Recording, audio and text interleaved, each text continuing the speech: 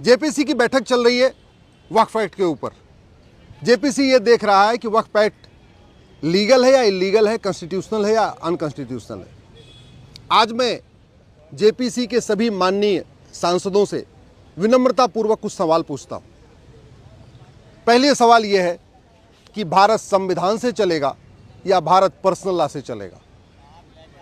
भारत के संविधान के प्रियम्बल में जब सेकुलर शब्द जोड़ दिया है तो क्या सेकुलर शब्द होने के बावजूद भारत में मजहब के आधार पर अलग अलग कानून चल सकता है क्या? आखिर भारत के संविधान में WAQF कहाँ लिखा है, वक्फ कहाँ लिखा हुआ है? भारत के संविधान के किस आर्टिकल में किस पन्ने पे वक्फ लिखा हुआ है? ये माननीय सांसद एक बार पढ़ें और सोच के बताएं। अगर वक्फ एक्ट ठीक है तो फिर ऐसा ही कानून हिंदू, जैन, बौद्ध, सिख के लिए क्यों नहीं है? अगर ये वक्फ एक्ट ठीक है तो ऐसा ही कानून पारसी के लिए, ईसाई के लिए, यहूदी के लिए, बहाई के लिए क्यों नहीं है? अगर ये वक्फ बोर्ड सही है तो जितनी शक्तियां वक्फ बोर्ड के पास है, ऐसा बोर्ड हिंदू के लिए क्यों नहीं है, जैन के लिए क्यों नहीं है, बौद्ध के लिए क्यों नहीं है, सिख के लिए क्यों नहीं है? वक्फ बोर्ड जैसा ही बोर्ड पारसी, ईसाई, यहूदी, बहाई के लिए क्यों नहीं है? जैसे इस कानून में वक्फ ट्रिब्यूनल का प्रावधान है, वक्फ ट्रिब्यूनल जो जमीनों का मुकदमा डिसाइड कर रहा है, ऐसा ही ट्रिब्यूनल हिंदू, जैन, बौद्ध, सिख के लिए क्यों नहीं है? ऐसा ही ट्रिब्यूनल पारसी, ईसाई, यहूदी, बहाई के लिए क्यों नहीं है?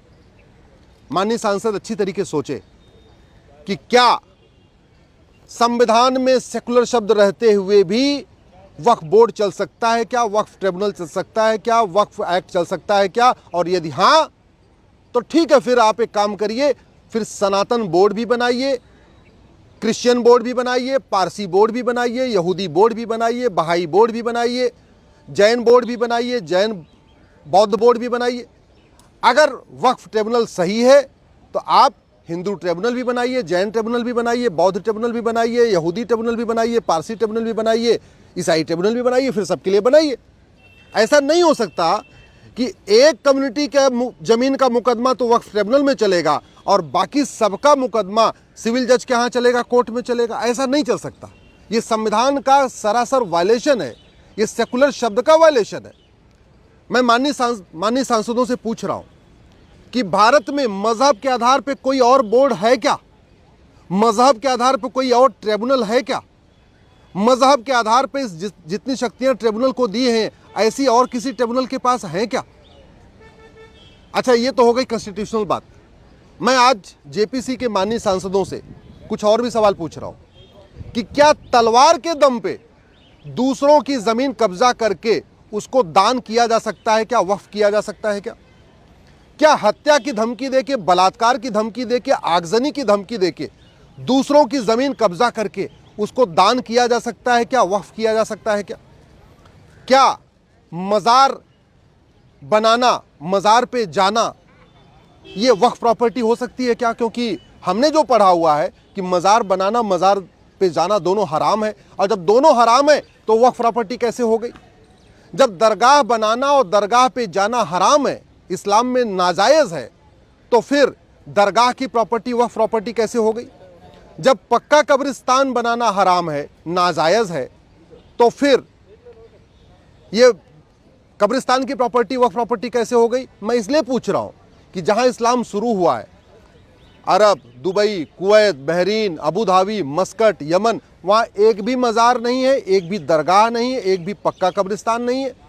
और मैं माननीय सांसदों को बताना चाहता हूं कि जब G20 का सम्मेलन हुआ था, सारे राष्ट्राध्यक्ष राजघाट गए थे गांधी जी के समाधि स्थल पे, लेकिन अरब के सुल्तान MBS नहीं गए थे। क्यों? क्योंकि उनका कहना था ला इलाहा इल्लल्लाह, अल्लाह के अलावा और किसी की इबादत नहीं हो सकती है, इसलिए मज़ार पे जाना, दरगाह पे जाना, पक्के कब्रिस्तान पे जाना हराम है। और इसीलिए खाड़ी देशों में एक भी मज़ार नहीं, एक भी दरगाह नहीं, एक भी पक्का कब्रिस्तान नहीं।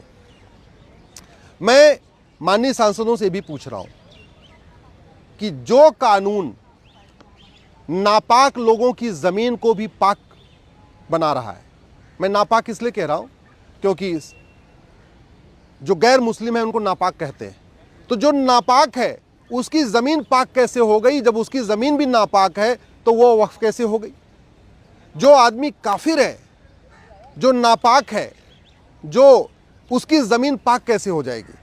मैं इसलिए कह रहा हूं क्योंकि जितना मैंने वक्फ के बारे में पढ़ा है उसमें लिखा है कि वही ज़मीन वक्फ हो सकती है, वही ज़मीन दान हो सकती हो जो या तो पुश्तैनी ज़मीन हो या अपनी ज़मीन हो, नेक तरीके से कमाई गई हो, ईमानदारी मेहनत से कमाई गई हो, किसी की कब्जा करके, किसी से छीन के, किसी से ज़बरदस्ती करके ली गई ज़मीन वक्फ नहीं होती है, दान नहीं होती।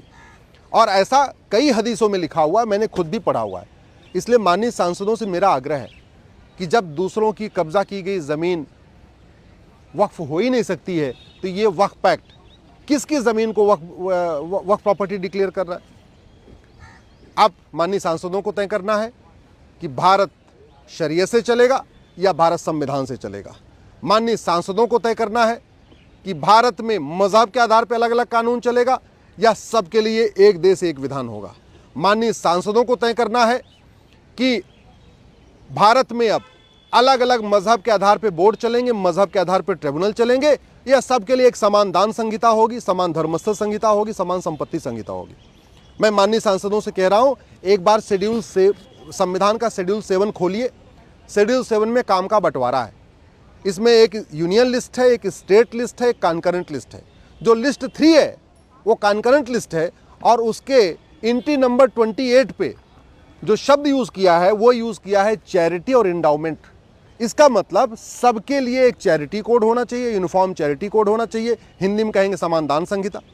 और इसमें जो शब्द यूज़ किया इंडाउमेंट, यानी सबके लिए एक समान धर्मस्थल संहिता होनी चाहिए, अलग अलग नहीं होना चाहिए। और इसीलिए इस वक्फ एक्ट हमने चैलेंज किया है। हमने ये कहा है कि वक्फ एक्ट आर्टिकल 14 का वायलेशन करता है, equality before law, equal protection of law. Article 15 का वायलेशन करता है जो कहता है कि सरकार किसी से भेदभाव नहीं करेगी। आर्टिकल 19 का वायलेशन करता है, आर्टिकल 21 का वायलेशन करता है, आर्टिकल 25 का भी वायलेशन करता है। क्योंकि आर्टिकल 25 और 26 में जो बार बार बात आ रही है, आर्टिकल 26 में लिखा हुआ है कि सबको अपने रिलीजियस प्लेसेस को बनाने का अधिकार है, रिलीजियस प्लेसेस को मैनेज करने का अधिकार है, रिलीजियस प्लेस को मेंटेन करने का अधिकार है। ये आर्टिकल 26 कहता है। लेकिन आर्टिकल 26 में 3 लिमिटेशन दी हुई है और वो है subject to public order, health and morality.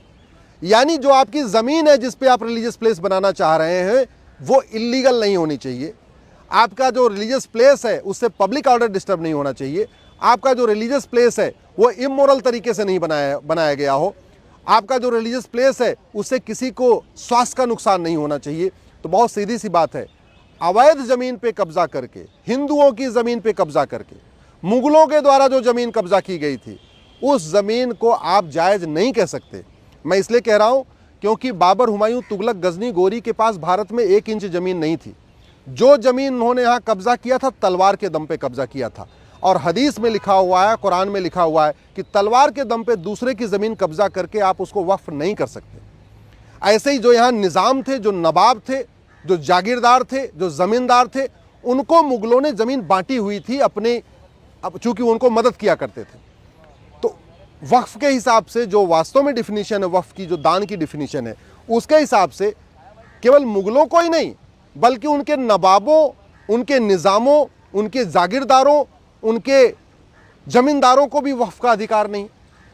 और सच्चर कमेटी ये कह रही है कि यहाँ पे मुस्लिम्स की हालत दलितों से बदतर है। जब मुस्लिम्स की हालत दलितों से बदतर है तो फिर वक्फ कैसे कर रहे हैं? जब जिसके पास खुद की ज़मीन नहीं है तो वक्फ करेगा कैसे? ये जो आज़ादी के समय 50,000 एकड़ ज़मीन थी, आज की डेट में जो 10 लाख एकड़ ज़मीन हो गई है, ये 9.5 लाख एकड़ ज़मीन पूरी तरीके से कब्जा की गई ज़मीन है। ये नदियों के किनारे की ज़मीन है, पहाड़ियों के किनारे की ज़मीन है, जंगलों के किनारे की ज़मीन है। ये रेलवे लाइन के किनारे की ज़मीन पर अवैध कब्जा किया हुआ है। हाईवे के किनारे ज़मीन पर अवैध कब्जा किया हुआ है। जितने भी पब्लिक प्लेस हैं, पार्कों को कब्जा किया गया है। गोचर ज़मीन को वक्फ डिक्लेयर कर दिया गया है। बंजर ज़मीन को वक्फ प्रॉपर्टी डिक्लेयर कर दिया है। मज़ार दरगाह को भी वक्फ प्रॉपर्टी डिक्लेयर कर दिया गया है।